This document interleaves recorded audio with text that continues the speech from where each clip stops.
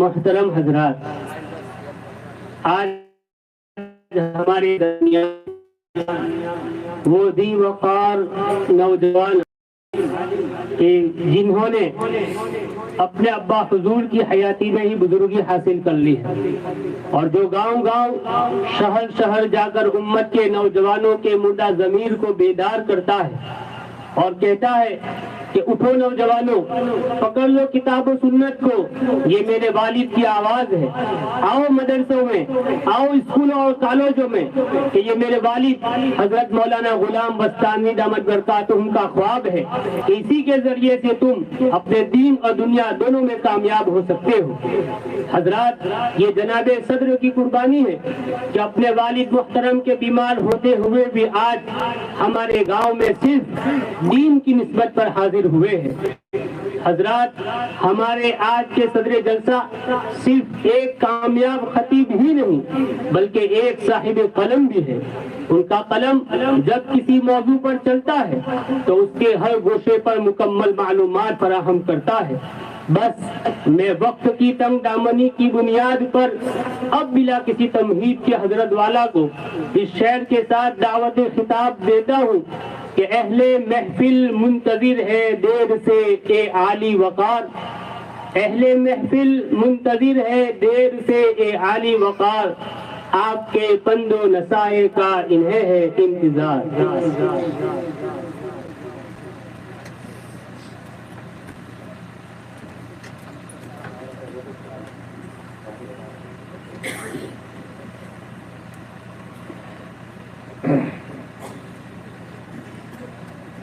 بسم الله الرحمن الرحيم، الحمد لله رب العالمين والعاقبة للمتقين والصلاة والسلام على سيد الأنبياء والمرسلين سيدنا وحبيبنا وحبيب رب العالمين محمد وعلى آله وأصحابه ومن هدى بهديه إلى يوم الدين. قال الله تبارك وتعالى في كتابه المجيد والفرقان الحميد: أعوذ بالله من الشيطان الرجيم، بسم الله الرحمن الرحيم. إنا عرضنا الأمانة على السماوات والأرض والجبال فأبين أن يحملنها وأشفقن منها وحملها الإنسان إنه كان ظلوما جهولا. وعن عائشة رضي الله تعالى عنها أن النبي صلى الله عليه وسلم قال: إن عند الله تعالى 3 دوابين إلى آخره، أو كما قال صلى الله عليه وسلم. سب سے پہلے ہم سب اللہ رب العزت کا شکر ادا کرتے ہیں کہ اللہ رب العزت نے ہمیں ایمان اور اسلام جیسی عظیم نعمت سے مالا مال فرمایا۔ ہم جس دور سے گزر رہے ہیں یہ فتنوں اور آزمائش کا دور ہے، اور فتنوں اور آزمائش کے دور میں انسان کو بار بار اپنے ایمان کو تازہ کرنے کی کوشش کرتے رہنا چاہیے۔ حضرات صحابہ کرام رضوان اللہ تعالی عنہم اجمعین کا معمول یہ تھا، خاص طور پر حضرت معاذ بن جبل، حضرت عبداللہ بن مسعود اور ان جیسے کبار صحابہ جنہوں نے نبی کریم صلی اللہ علیہ وسلم کی صحبت طویلہ حاصل کی، آپ کا معمول یہ تھا کہ وہ جب بھی اپنے ساتھیوں سے ملتے تھے تو کہا کرتے تھے: تعالوا نجدد ایماننا، کہ آؤ تھوڑی دیر بیٹھ کر اللہ اور اس کے رسول کی باتیں کریں تاکہ ہمارا ایمان تازہ ہو جائے، تاکہ ہمارا ایمان نیا ہو جائے اور ہم دنیا میں مبتلا ہو کر اپنی آخرت کو فراموش نہ کریں۔ جب وہ نفوس قدسیہ جو حضرات صحابہ کرام رضوان اللہ تعالیٰ عنہم مجمعین کے نام سے موسوم کیے جاتے ہیں، جن کو حضرات انبیاء کرام علیہم السلام کے بعد اللہ کی مخلوق میں سب سے افضل ترین لوگ کہا گیا، جب وہ لوگ اپنے ایمان کو تازہ رکھنے کی فکر کرتے ہیں تو ہمیں اپنے ایمان کو تازہ رکھنے کی کتنی فکر کرنی چاہیے۔ اللہ رب العزت نے حضرت انسان کو اس دنیا میں بھیجا، اور اس دنیا میں انسان کے آنے کا مقصد، اس دنیا میں انسان کیوں آیا اور انسان کو اس دنیا میں رہ کر کس چیز کی تیاری کرنی ہے، ان تمام چیزوں کو اللہ رب العزت نے حضرات انبیاء کرام علیہ السلام کے ذریعے سے ہم تک پہنچایا۔ میں نے قرآن کریم کی آیت کریمہ آپ حضرات کے سامنے تلاوت کی، جس میں اللہ فرماتے ہیں اِنَّا عَرَضْنَا الْأَمَانَةَ عَلَى السَّمَاوَاتِ وَالْأَرْضِ وَالْجِبَالِ فَأَبَيْنَ أَن يَحْمِلْنَهَا، کہ ہم نے امانت کو پیش کیا، کسے پیش کیا؟ علی السماوات والارض، آسمانوں کو اور زمینوں کو، فابین ان یحملنها، انہوں نے اس امانت کو قبول کرنے سے معذرت کر دی، واشفقن منها، اور انہوں نے اللہ رب العزت سے کہا کہ اللہ آپ کی مہربانی ہوگی کہ اللہ ہمیں اس امانت کے اس بار کو اٹھانے کی ہمارے اندر صلاحیت نہیں۔ وَأَشْفَقْنَ مِنْهَا وَحَمَلَهَا الْإِنسَانِ، مگر انسان نے اس ذمہ داری کو قبول کر لیا۔ یہ آیت کریمہ ہے جسے ہم بار بار قرآن میں پڑھتے رہتے ہیں، قرآن کریم میں ہم سنتے رہتے ہیں، لیکن ضرورت اس بات کی ہے کہ اس آیت کریمہ میں جو امانت کا لفظ استعمال کیا گیا، اس امانت سے کیا مراد ہے؟ میں اور آپ ہم اللہ کے ان خوش نصیب بندوں میں سے ہیں جنہیں اللہ رب العزت نے ایسے خطے میں پیدا کیا جس خطے میں دین اور ایمان کے بچانے کی مکمل فکریں ہمارے آباء و اجداد کرتے چلے آئے۔ اللہ جزائے خیر عطا فرمائے ہمارے آباء و اجداد کو کہ انہوں نے علماء کے ساتھ اپنے تعلق کو مضبوط رکھا، انہوں نے اپنی نسلوں میں دین کو زندہ رکھنے کی فکریں کی، جس کا نتیجہ ہے کہ الحمدللہ آج ہمارے ہر گاؤں کے اکثر گھروں میں قرآن کے حافظ ملتے ہیں۔ آج ہمارے علاقے میں اللہ نے علماء کو پیدا کیا، یہ صرف اور صرف برکت ہے وَكَانَ أَبُوهُمَا صَالِحًا کی۔ قرآن کریم میں اللہ رب العزت ارشاد فرماتے ہیں کہ حضرت موسیٰ علیہ السلام اور حضرت خضر علیہ السلام جب ان کو بھیجا گیا تو ان کے پورے واقعے میں اخیر میں جو مسئلہ آتا ہے کہ وہ ایک جگہ پر پہنچے جہاں پر دیوار کو کھڑا کر دیا۔ اخیر میں حضرت خضر نے حضرت موسیٰ سے کہا کہ اے موسیٰ، اس دیوار کو اس لیے کھڑا کیا کہ اس دیوار کے نیچے خزانہ تھا، اگر یہ دیوار گر جاتی تو شہر میں جو لوگ رہتے ہیں وہ بڑے ہی بدماش قسم کے ہیں، بڑے ہی بدتینت ہیں، ان کی فطرت اور ان کی طبیعت اچھی نہیں ہے، وہ اس خزانے کو لوٹ لیتے۔ لہذا میں نے اس دیوار کو سیدھا کر دیا تاکہ وہ خزانہ محفوظ رہے اور بڑے ہونے کے بعد اس کے وارثین اسے حاصل کریں۔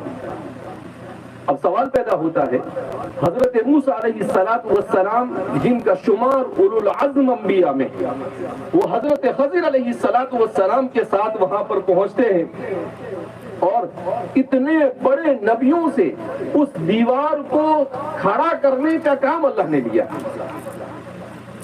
تو اس کی وجہ بیان کرتے ہوئے کہتے ہیں وَكَانَ أَبُوهُمَا صَالِحًا، کہا کہ اللہ رب العزت نے ان سے یہ کام اس لیے لیا تاکہ والدین کے نیک ہونے کی اہمیت کو امت مسلمہ کو سمجھایا جائے، اس کی تفسیر، اس کی تعبیر کرتے ہوئے، اس کی وجہ بیان کرتے ہوئے، اس کا ریزن بیان کرتے ہوئے حضرت موسیٰ علیہ السلام نے کہا کہ اصل میں یہ جو بچے چھوٹے چھوٹے ہیں، ان بچوں کے والد یہ نیک اور صالح تھے، ان کی نیکی اور صلاح کی برکت سے اللہ رب العزت انہیں دنیا میں خوشحالی کی زندگی دینا چاہتا تھا۔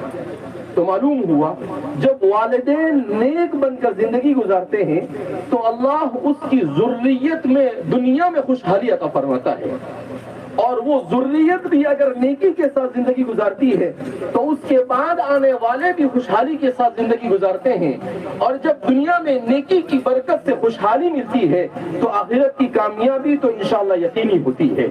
تو اس لیے ہم جتنا بھی شکر ادا کریں کم ہے۔ دنیا کے بہت سارے خطے ہیں، آپ وہاں چلے جائیں، ہزاروں لاکھوں مسلمان ہوتے ہیں مگر کوئی ایک قرآن کا صحیح پڑھنے والا نہیں ملتا ہے۔ ہزاروں لاکھوں مسلمان ہوتے ہیں مگر کوئی ایک عالم وہاں پر نہیں ملتا ہے. اور آج ہمارے یہاں پر الحمدللہ اللہ رب العزت نے ہمارے انہی بڑے اور بزرگوں کی برکت سے علماء اور حفاظ کی اتنی بڑی جماعت شاید روئے زمین پر کہیں نہیں ہوں گی جتنی ہمارے اس علاقے اندر پائی جاتی ہے. یہ صرف ہمارے ان بزرگوں کی برکت ہے. اللہ رب العزت ان سب کی قبروں کو نور سے بھر دے. اللہ رب العزت انہیں جزائے خیر عطا فرمائے کہ انہوں نے ہمارے دین اور دنیا دونوں کی عزتوں کا سامان ہمارے لیے مہیا کیا. بہرحال تو میں اس آیت کریمہ کو سمجھانے کی کوشش کر رہا ہوں. ہتھورن چونکہ میرے والد صاحب کا ننیال ہوتا ہے. ہمارے دادی ہتھورن سے تعلق رکھتے تھے, غالباً تگاری فیملی سے. تو مفتی صالح صاحب جو بلیک بن میں ہے, یو کے میں ہے, ان کے داماد ہے حافظ ذاکر صاحب بدات. تو مفتی صالح صاحب نے کہا کہ آپ کا ایک پروگرام منور زماں صاحب کے ساتھ ہتھورن میں کرنا ہے. میں نے کہا ٹھیک ہے ضرور انشاءاللہ. میں نے مفتی صاحب کو ہمارے یہاں پر قرآن کمپٹیشن کے لیے دعوت کے لیے فون کیا, کہا میں ضرور آؤں گا, لیکن آپ سے بھی ایک درخواست کرتا ہوں کہ آپ کو ہتھورن جانا ہے. حافظ ذاکر صاحب, ان کے والد اور ان کے بھائی اور یہ سارے لوگ آپ کو دعوت دیتے ہیں, تو آپ کو وہاں جانا ہے. تو میں نے کہا کہ بھئی ہتھورن تو ہمارا گاؤں ہے, ہم لوگ بچپن میں بھی یہاں پر آتے رہتے تھے, اور ہمارے والد صاحب کہتے ہیں کہ ہم نے بچپن یہاں گزارا. آج بھی جب میں یہاں پر آنے کے لیے ملنے کے لیے گیا والد صاحب کو, تو والد صاحب نے مجھے فوراً کہا کہ بھائی وہاں پر ہماری نانی کا گھر وغیرہ ہے, تو اگر تم کو موقع ملے تو ذرا دیکھ کر آنا وہ کس حال میں ہے. بہرحال تو چونکہ میں نے کہا کہ بھئی ہمارا گاؤں ہے, اس میں دعوت کی بھی ضرورت نہیں, بغیر دعوت کے بھی ہم جا سکتے ہیں. تو اس لیے آنے کا مقصد, تقریب تو ماشاءاللہ الحمدللہ علماء آتے رہتے ہیں اور آپ سنتے رہتے ہیں. اصل مقصد یہی ہے کہ بھئی اپنے لوگوں سے ملاقات ہو جائے, اور جو کچھ اللہ رب العزت دل میں بات ڈالے, کچھ باتیں کہہ دی جائے. زمانہ کہاں جا رہا ہے, ہم کہاں کھڑے ہیں, اور ہمیں اپنی دنیا اور آخرت کو بنانے کے لیے کیا کرنا چاہیے, اس کی فکر ہم لے کر جائے. اس مقصد سے ہم یہاں پر آئے ہیں. اللہ جزائے خیر عطا فرمائے ہمارے منور زماں صاحب کو بھی, کہ سر کا پروگرام تھا آسام میں, اور میں نے ان سے وعدہ لے لیا تھا کہ بھئی آپ کو بھی یہاں پر آنا ہے. تو آپ آسام سے کلکتہ گئے, کلکتہ سے سورت آئے, اور سورت سے یہاں پر آپ کے پروگرام کے لیے آئے, اور پھر یہاں سے واپس چلے جائیں گے حیدرآباد. تو آپ نے بڑا لمبا سفر اٹھایا, آپ کو بخار بھی آ گیا, لیکن وہ کہتے ہیں کہ بھئی چوں کر کے چاہ کر تول میں آئے چوڑے گا نہیں. ایک آدمی ہے, وہ جامون بیچ رہا تھا لائٹ کے نیچے بارش کے موسم میں. تو جامون کے ساتھ ساتھ میں وہ کالا کیڑا جو ہوتا ہے, چوں چوں کرتا ہے, بہت زیادہ آواز کرتا ہے, تو اس نے وزن کر دیا, تو وہ بھی اس میں شامل ہو گیا. اب یہ بھائی نے کھانا شروع کیا, تو کھاتے کھاتے وہ کیڑے کا نمبر آیا, تو وہ چوں چوں کرنے لگا. تو وہ پٹھان تھا, وہ بولتا ہے چوں کر کے چاہ کر تول میں آئے چوڑے گا نہیں. کہ بھئی تول میں آیا ہے, میں کیا کروں, ابھی تو چوں کر کے چاہ کر, میں تو کھا کے تیرے کو چھوڑوں گا. تو ہم نے کہا کہ بھئی سر اب بخار آیا ہو کہ کچھ بھی آیا ہو, آپ ہمارے تول میں آئے ہیں تو آپ کو یہاں تقریر کرنی پڑے گی اور پروگرام میں شریک ہونا پڑے گا. بہرحال تو دین کی نسبت پر ہم یہاں پر جمع ہوئے ہیں. ہمارے حافظ ذاکر صاحب اور ان کے رفقا نے بھی جو دعوت کی ہے, ان کا مقصد بھی یہی کہ بھئی اس بہانے کچھ باتیں آ جائے, اور ہم بھی حضرت معاذ بن جبل کی طرح تعالوا نجدد ایماننا, آؤ اپنے ایمان کو زندہ کر دے, اپنے ایمان کو تازہ کر دے, اس کی فکر لے کر یہاں پر بیٹھے. بہرحال تو قرآن کریم کی اس آیت کریمہ میں اللہ نے ارشاد فرمایا عرضنا الامانت. اب یہ امانت کیا مطلب اس امانت کا؟ تو اس امانت کے سلسلے میں حضرات علماء نے لکھا ہے کہ یا تو اس کا مطلب علم اور عدل ہے, یا اس کا مطلب حقوق اللہ اور حقوق العباد ہے. کہ ہم نے زمین آسمانوں سے کہا کہ بھئی تمہیں علم حاصل کرنا ہے اور عدل اور انصاف سے کام لینا ہے, یا ان سے یہ کہا گیا کہ تمہیں اللہ کے حقوق بھی ادا کرنے ہیں اور اللہ کی مخلوق کے حقوق بھی ادا کرنے ہیں. تو انہوں نے کہا کہ بھئی ہم سے یہ بنے گا نہیں. اللہ سے معذرت کر دی, کہا کہ سوری یہ ہم سے نہیں ہو سکے گا. زمین نے بھی کہا کہ میرے سے بھی نہیں بنے گا، لیکن حضرت انسان نے اسے قبول کر لیا۔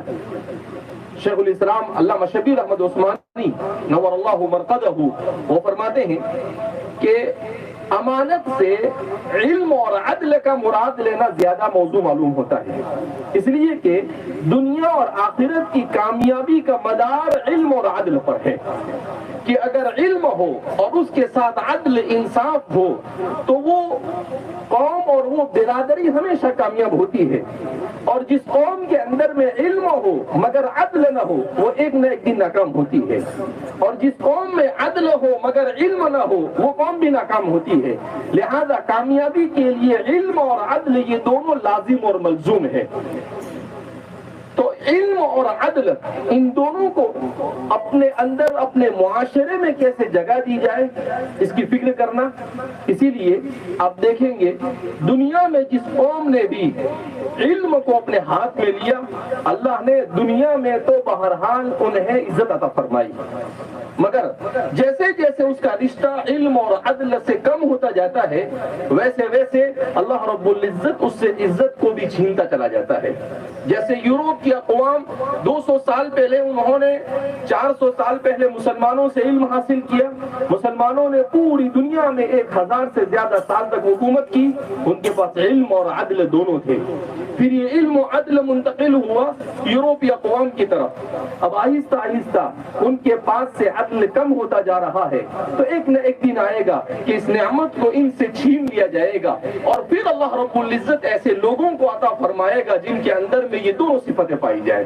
لہذا علم اور عدل کو اپنے معاشرے میں عام کرنے کی ضرورت ہے۔ آج ہمارے معاشرے میں صورتحال یہ ہے کہ علم میں بھی کمی ہے اور عدل تو شاید کہیں ملتا ہی نہیں۔ عدل اور انصاف بیلنس یہ تو ہمارے یہاں بہت کم نظر آتا ہے، صرف یہاں نہیں پوری دنیا کا یہ حال ہے۔ تو اس لیے اس صفت اس امانت کو جو اللہ رب العزت نے انسان کو دی ہے اس امانت کو زندہ کرنے کی ضرورت ہے۔ بعض حضرات نے کہا اس کا مطلب حقوق اللہ اور حقوق العباد، اسی لیے ام المومنین عائشہ صدیقہ رضی اللہ تعالیٰ عنہ کی ایک طویل روایت ہے، اس روایت میں حضرت عائشہ صدیقہ رضی اللہ تعالیٰ عنہ فرماتی ہے کہ قیامت کے دن جب اللہ کے سامنے بندوں کو حاضر کیا جائے گا تو اللہ رب العزت کے پاس 3 دیوان ہوں گے، 3 رجسٹر ہوں گے۔ ان میں سے ایک رجسٹر وہ ہوگا جس میں عقیدے سے متعلق معلومات ہوگی، دوسرا وہ ہوگا جس میں عبادت سے متعلق، اور تیسرا وہ ہوگا جس میں حقوق العباد سے متعلق چیزیں ہوں گی۔ اللہ رب العزت اگر بندے نے اللہ کے ساتھ شرک کیا، ایک اللہ کو نہیں مانا، تو اس کی مغفرت کا تو سوال ہی پیدا نہیں ہوتا ہے، اللہ اسے معاف نہیں کریں گے۔ قرآن کریم میں اللہ خود فرماتے ہیں ان اللہ لا یغفر ان یشرک به ویغفر ما دون ذلک لمن یشاء، کہ اللہ شرک کرنے والے کو معاف نہیں کرتا ہے، شرک کے علاوہ جو بھی کچھ ہو اللہ اسے معاف کر دیتا ہے۔ تو اس سے معلوم ہوا کہ مشرکین کو تو اللہ معاف نہیں کرے گا، ان کو تو لا محالہ جہنم کا ایندھن بننا ہے۔ اللہ رب العزت ہماری حفاظت فرمائے اور ہمیں ایمان کے ساتھ زندگی گزار کر ہمارا خاتمہ ایمان پر فرمائے، اور ہمیں جب اس دنیا سے رحلت کر رہے ہو جا رہے ہو اس وقت ہماری زبان پر کلمہ لا الہ الا اللہ محمد رسول اللہ صلی اللہ علیہ وسلم جاری ہو جائے۔ اللہ ہم سب کے لیے اس کو آسان فرمائے۔ یہ سب سے رشک والی موت ہوتی ہے۔ حدیث پاک میں رسول اللہ صلی اللہ علیہ وسلم نے ارشاد فرمایا من کان آخر کلامہ لا الہ الا اللہ دخل الجنہ، جس کا دنیا سے جاتے وقت آخری کلمہ اس کی زبان سے نکلنے والی آخری بات لا الہ الا اللہ ہوگی دخل الجنہ، وہ سیدھا جنت میں داخل ہو جائے گا۔ اللہ کرے کہ ہم سب کے لیے یہ مقدر ہو جائے۔ وما ذلک علی اللہ بعزیز، اور اللہ پر کوئی چیز بھاری نہیں ہے۔ تو اس چیز کو سمجھنا حقوق اللہ اور حقوق العباد۔ تو دوسری چیز کیا ہے کہ اللہ کی عبادت میں اگر بندے نے کچھ کمی کی ہوگی تو اللہ اسے معاف کر دے گا۔ تیسری چیز حقوق الخلق، اور بعد میں حقوق العباد کہا، بندوں کے حقوق، ماں باپ کے حقوق جو بیٹے پر ہے، بیٹے کے حقوق جو ماں باپ پر ہے، بھائی بہنوں کے حقوق، اپنے پڑوسیوں کے حقوق، اپنے رشتہ داروں کے حقوق، اپنی بستی اور اپنے محلے والوں کے حقوق، اپنے پاس پڑھنے والے طلباء کے حقوق، استاد کے حقوق. تو یہ جتنے بھی حقوق ہیں، یہ تمام کے تمام حقوق کے سلسلے میں اگر بندے نے کوئی کمی کی ہوگی تو اللہ رب العزت اسے بھی معاف نہیں کرے گا. کیوں؟ اس کو معاف کرنے کا یہ طریقہ ہوگا کہ اگر اس کے پاس نیکی ہے تو جس نے حقوق کی ادائیگی میں کوتاہی کی ہوگی اس کی نیکیاں لے کر اسے دے دی جائے گی. اگر اس کی نیکیوں میں سے کم پڑے گا تو پھر اس کے گناہ اس کے سر پر ڈال دیے جائیں گے. حقوق العباد اتنا حساس مسئلہ ہے کہ حضرت قتادہ رضی اللہ تعالیٰ عنہ فرماتے ہیں کہ ایک مرتبہ اللہ کے رسول صلی اللہ علیہ وسلم کی عادت یہ تھی کہ جب آپ کے سامنے کسی صحابی کے انتقال پر ان کو لایا جاتا تو آپ اس کی نماز پڑھانے سے پہلے پوچھتے تھے کہ کسی کا قرض تو نہیں اس کے اوپر. تو فرماتے ہیں ایک صحابی کا انتقال ہوا، ان کو لایا گیا، حضور نے پوچھا کہ بھئی کسی کا قرض ہے ان پر؟ تو کسی نے کہا کہ 2 درہم قرض ہے. حضور پیچھے آ گئے اور کہا میں اس کی نماز جنازہ نہیں پڑھاؤں گا. حضرت قتادہ کہتے ہیں مجھے بڑا رحم آیا کہ اللہ 2 درہم کی وجہ سے اللہ کے رسول کی جنازے کی نماز سے یہ محروم ہو رہا ہے. تو میں فوراً آگے بڑھا اور میں نے کہا اے اللہ کے رسول صلی اللہ علیہ وسلم اس کے 2 درہم میں ادا کر دوں گا، آپ اس کی نماز جنازہ پڑھا دیجیے. اپنے ساتھی کا خیال دیکھو، کوئی رشتہ نہیں تھا، کوئی تعلق نہیں تھا، لیکن اپنے ساتھی کے ساتھ کیسا ان کو تعلق تھا، اللہ کے رسول کی تربیت کا اثر تھا. حضور 2 درہم میں ادا کر دوں گا، آپ ان کی نماز جنازہ پڑھا دیجیے. تب حضور نے نماز جنازہ پڑھائی. ایک صحابی کا انتقال، شہید ہوئے غزوہ احد میں. وہ کہتے ہیں کہ حضرت جابر بن عبداللہ کہ میرے والد کا شہید ہو گئے غزوہ احد میں. میں نے خواب میں دیکھا کہ میرے والد کو جنت کے دروازے پر روک دیا گیا. کہا کیوں؟ کہا لوگوں کا قرض باقی. وہ صبح میں اللہ کے رسول کی خدمت میں آئے اور کہا اللہ کے رسول صلی اللہ علیہ وسلم میں نے ایسا خواب دیکھا. حضور نے کہا بالکل صحیح ہے. پھر اس کے بعد کہا کہ تمہارے والد کا کس کے اوپر قرض ہے؟ ان سارے لوگوں کو کیا کرو بلاؤ. ان سب کو بلایا اور ان کا قرض ادا کروایا. پھر اس کے بعد انہوں نے خواب میں دیکھا کہ ان کو جنت میں داخل کر دیا گیا. تو حقوق العباد یہ بڑا سنگین مسئلہ ہے، مگر ہمارا معاشرہ اس کی بالکل رعایت نہیں کرتا ہے. لوگوں کو تکلیف پہنچانا آج ہماری عادت بن گئی ہے. انسان وہ ہوتا ہے جو کسی کو راحت پہنچانے کی کوشش کرے اور اپنی ذات سے کسی کو تکلیف نہ پہنچے، یہ اس کا ذہن ہونا چاہیے. خود حدیث پاک میں نبی کریم صلی اللہ علیہ وسلم نے ارشاد فرمایا، مسلم شریف کی روایت ہے، اتقی شرک عن الناس، اپنے شر سے لوگوں کو بچاؤ، کہ تمہاری ذات سے کسی کو تکلیف نہ پہنچے. تمہاری زبان سے، تمہارے ہاتھ سے، تمہارے اشارے کنائے سے، تمہارے قلم سے، تمہاری کسی بھی چیز سے کسی کو تکلیف نہ پہنچے، اس کی فکر کرو. لہذا اس بنا پر ہمیں حقوق العباد اور حقوق اللہ کی جو ذمہ داری جس کو اللہ نے الامانہ سے تعبیر کیا ہے، اس امانہ کو پورے طور پر ادا کرنے کی ہمیں کوشش کرنا ہے. اس طرح سے اگر ہم دنیا میں زندگی گزارتے ہیں تو دنیا اور آخرت دونوں کی کامیابی یہ ہمارے لیے مقدر ہو سکتی ہے. بہرحال اللہ رب العزت ہم سب کو اپنے بچوں کی اور اپنی نسلوں کی ایمانی اور اسلامی تربیت کرنے کی توفیق مرحمت فرمائے. اس وقت دنیا کا سب سے بڑا مسئلہ وہ کیا ہے؟ اولاد کی صحیح تربیت. اس لیے کہ اگر ہم نے اپنے بچوں کی صحیح تربیت نہیں کی تو ان بچوں کے ایمان اور اسلام کی کوئی گارنٹی نہیں دی جا سکتی ہے. اس لیے کہ موبائل کے ذریعے سے، معاشرے میں ڈرگز کے ذریعے سے اسکولوں اور کالجوں میں ماحول کے ذریعے سے پوری کوشش شیطان یہ کر رہا ہے کہ کسی طریقے سے، جیسے اس نے اللہ رب العزت سے کہا تھا وَلَأُغْوِيَنَّهُمْ مِنْ بَيْنِ أَيْدِيهِمْ وَمِنْ خَلْفِهِمْ وَعَنْ أَيْمَانِهِمْ وَعَنْ شَمَائِلِهِمْ، کہ میں انسان کو گمراہ کرنے کے لیے اس کے آگے سے آؤں گا، اس کے پیچھے سے آؤں گا، اس کے دائیں سے آؤں گا، اس کے بائیں سے آؤں گا، اور وَلَا تَجِدُ أَكْثَرَهُمْ شَاكِرِينَ، اور اے اللہ تو اکثر و بیشتر کو شکر گزار نہیں پائے گا۔ وہ پوری کوشش میں لگا ہوا ہے کہ کسی طریقے سے ہمیں ایمان اور اسلام سے محروم کر دے، ہمیں اتنی عظیم نعمت سے کہ جس نعمت کی کوئی قیمت دنیا کے اندر میں نہیں ہو سکتی ہے۔ لہذا ضرورت اس بات کی ہے کہ ہم اپنے ایمان کی فکر کریں، اپنے بچوں کے ایمان کی فکر کریں، اپنے تعلیمی ادارے قائم کریں، اپنے بچوں کو اپنے ماحول میں تعلیم دیں۔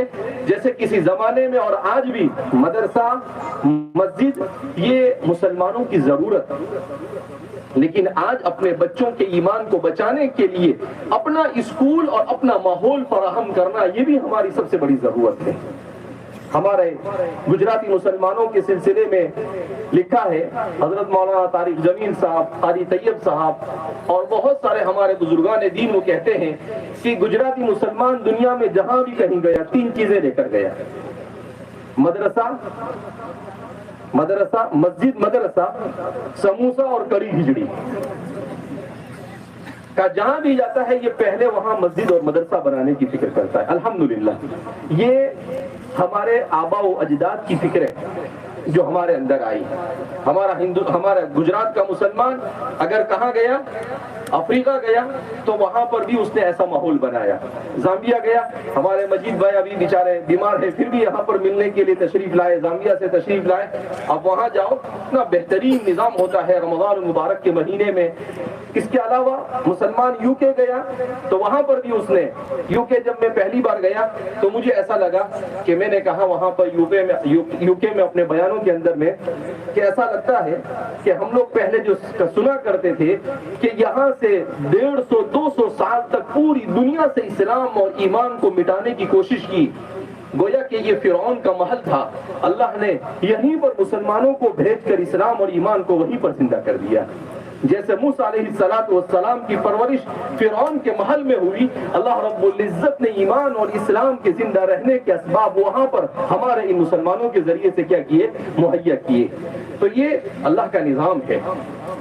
ہمیں اپنی اسی چیز کی فکر کرنی ہے کہ اپنی نسلوں میں ایمان کو کیسے زندہ رکھا جائے، کیونکہ اگر ہمارے پاس دولت آ جائے، عزت آ جائے، کرسیاں آ جائے، سب کچھ آ جائے، لیکن اگر ایمان کی نعمت سے محروم ہو گئے تو اس سے زیادہ خطرناک اور کوئی سودا نہیں ہو سکتا ہے۔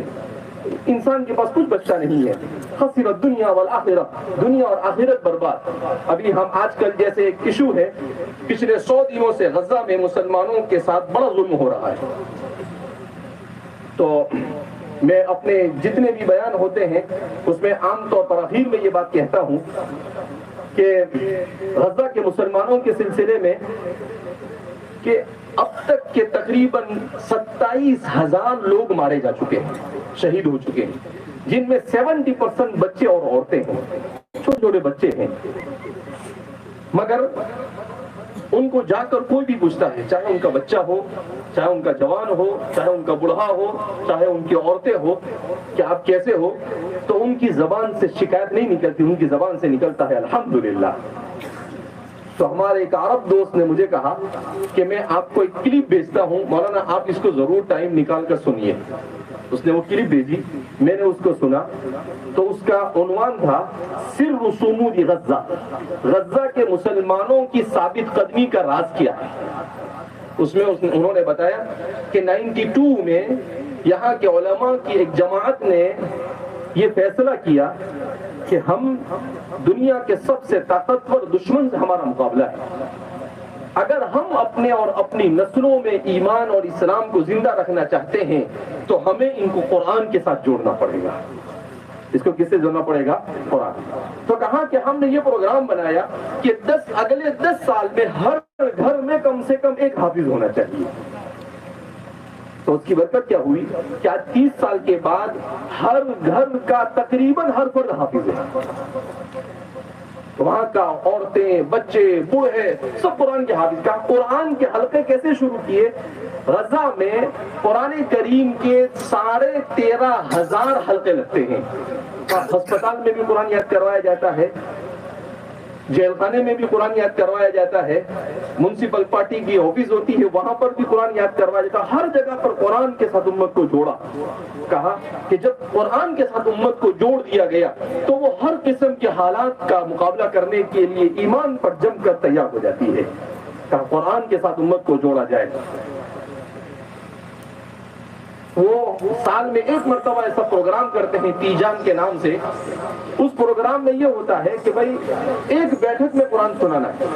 تو ابھی ایک سال پہلے انہوں نے جب یہ پروگرام کیا تو 2300 لوگوں نے عشاء کی نماز کے بعد سے لے کر فجر تک پورا قرآن سنا دیا، جن میں سے اکثر کی ایک بھی غلطی نہیں جاتی ایسی قرآن کے ساتھ. تو قرآن کے ساتھ ایسی محنت کو اس کو یاد کرایا جائے، اس کو سمجھایا جائے، اس کے پیغام کو عام کیا جائے. کا اتنا ہی نہیں، وہ اتنے برے حالت میں ہیں، ان کے پاس کھانا نہیں، ان کے پاس پانی نہیں، کچھ نہیں ہے، مگر ایسے حالات میں بھی کیونکہ 15 سال سے وہ تقریباً جیل کی طرح وہاں پر 22 لاکھ لوگ زندگی گزار رہے ہیں. دنیا کی سب سے بڑی جیل اس کو کہا جاتا ہے. مگر انہوں نے صرف اپنے بچوں اور اپنے لوگوں کو حافظ بنانے پر اکتفا نہیں کیا. کہا انہوں نے 60 ملکوں کے تقریباً 6 لاکھ سے زیادہ لوگوں کو قرآن کریم کا حافظ بنایا، آن لائن قرآن کا حافظ بنایا. تو اس لیے اپنے بچوں کو، اپنے گھروں کو قرآن سے وابستہ کرنے کی ضرورت ہے. حدیث پاک میں ہے، اللہ کے رسول صلی اللہ علیہ وسلم نے ارشاد فرمایا جس گھر میں قرآن کی تلاوت نہیں کی جاتی وہ گھر ویران ہو جاتا ہے. آج ہمارے گھروں میں میوزک بجتے ہیں، ہمارے گھروں میں گانے بجتے ہیں، ہمارا نوجوان اپنے کان میں ایئر فون ڈال کر گانوں کو سننے کا عادی بن گیا ہے. یہ ہم اللہ کے عذاب کو دعوت دے رہے ہیں. ہمیں اپنے گھروں میں قرآن کی تلاوت کرنی چاہیے.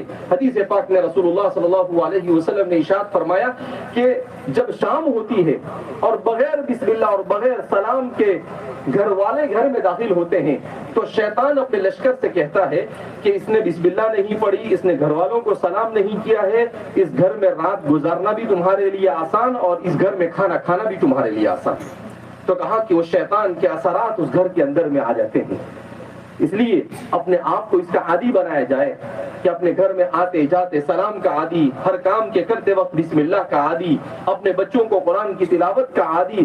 صبح میں جیسے ہم اپنے بڑے بزرگوں کو دیکھتے تھے کہ وہ صبح ہوتے ہی تہجد میں اٹھ جاتے تھے. ابھی میں ایک دن سفر سے آیا ایک ہفتہ پہلے، تو میرا بچہ بھی ساتھ میں تھا. تو صبح میں 4:30 بجے ہم اسی راستے سے گزرے تو بچہ مجھے ایک جگہ پر کیا کہتا ہے کہ ابا مجھے بہت اچھا لگا. میں نے کہا کیوں؟ کہا کہ ہم اپنی بستیوں سے جب گزرے تو بہت سارے جگہوں پر ہم نے دیکھا کہ گھروں کے باہر 5 سوا 5 بج رہے تھے، تہجد کا وقت تھا اور لوگ قرآن لے کر اس جھولے پر بیٹھ کر قرآن کی تلاوت کر رہے تھے. تو الحمدللہ آج بھی یہ چیز ہے، مگر اس کو مزید اپنے معاشرے کے اندر میں زندہ کرنے کی ضرورت ہے.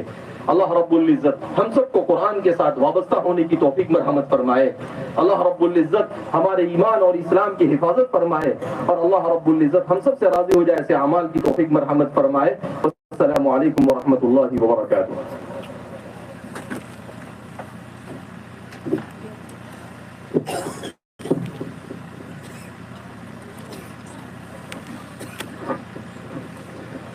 ماشاءاللہ، بارک اللہ، کتنی ایمان افروز باتیں جناب صدر نے ہمیں بتلائی ہے. اللہ پاک ہم تمام کو اس پر عمل کی توفیق عطا فرمائے. کتنی سادگی کے ساتھ یہ باتیں ہمارے سامنے رکھی گئی. غالب نے اسی سادگی کے اوپر ایک شعر لکھا ہے جو میں آپ کے سامنے پیش کرتا ہوں کہ اس سادگی پہ کون نہ مر جائے اے خدا، اس سادگی پہ کون نہ مر جائے اے خدا، لڑتے ہیں اور ہاتھ میں تلوار بھی نہیں.